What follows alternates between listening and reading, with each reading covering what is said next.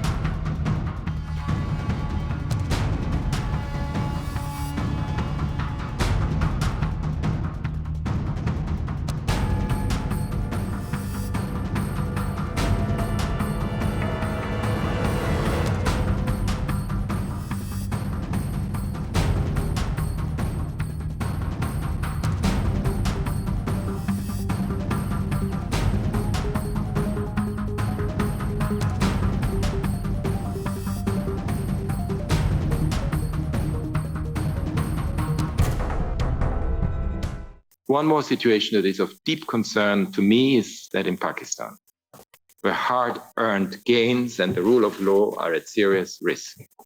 I'm alarmed by the recent escalation of violence and by reports of mass arrests carried out under problematic laws, arrests that may amount to arbitrary detention. Particularly disturbing are reports that Pakistan intends to revive the use of military courts to try civilians, which would contravene international human rights law obligations. I call on the authorities to ensure prompt, impartial, transparent investigations into deaths and injuries that occurred during the 9 May protests. The only path to a safe, secure, prosperous Pakistan is one that is paved with respect for human rights, democratic processes, and the rule of law, with the meaningful and free participation of all sectors of society.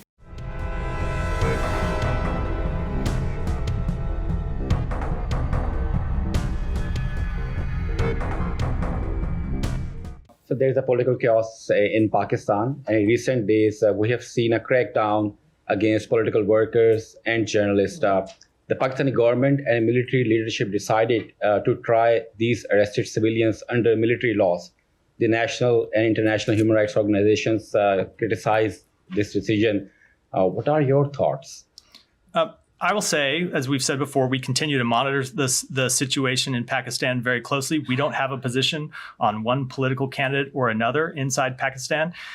We call for the respect and equal application of democratic principles, freedom of expression and rule of law around the world. And of course, in Pakistan, we urge that these principles be respected for all people. Would you call for to respect the human rights during this political chaos? Of course we do. As I just said, we always call for the respect of democratic principles, freedom of expression, and rule of law around the world, in Pakistan and every other country around the world.